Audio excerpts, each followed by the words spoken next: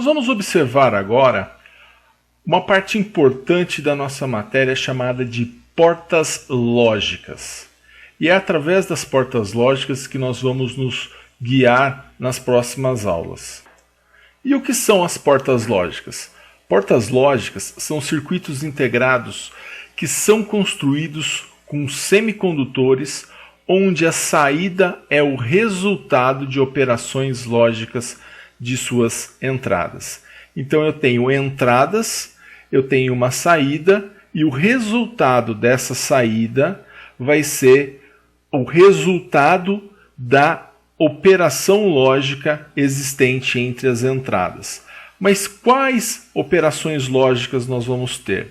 Nós podemos ter a operação lógica e, a operação lógica ou, a operação lógica não, a operação lógica não e, a operação lógica não ou, a operação lógica ou exclusivo e a sétima operação lógica, que é a não ou exclusivo.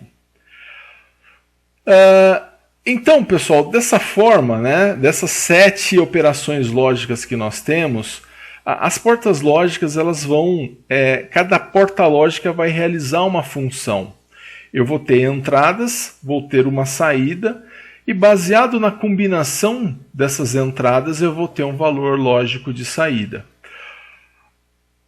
Como a gente consegue ver nessa animação, eu tenho, por exemplo, A e B, que são as minhas entradas, e entrando isso numa função lógica.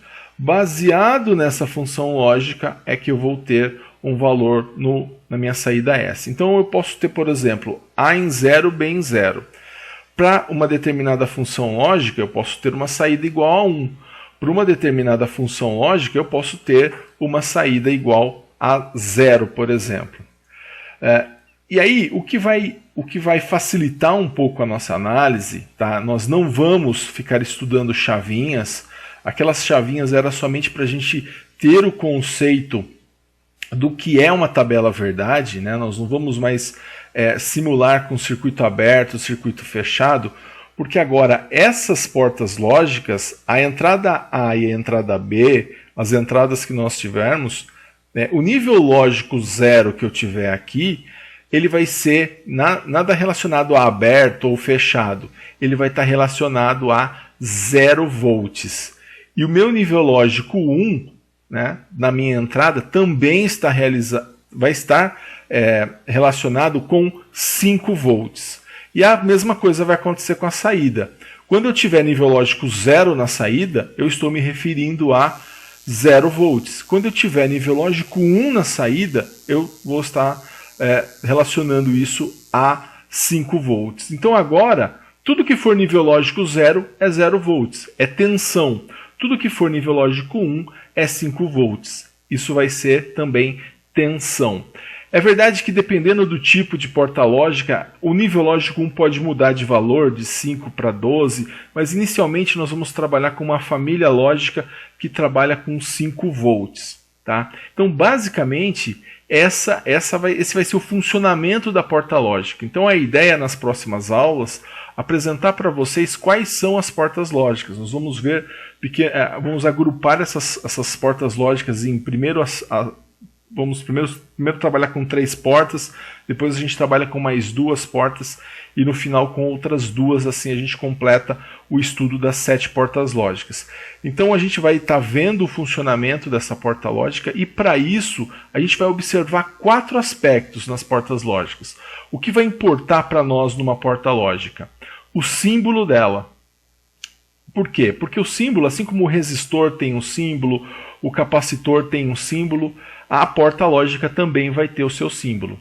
Nós vamos analisar também a tabela verdade dessa porta lógica. Por quê? Porque nós vimos que falar de tabela verdade é falar de funcionamento.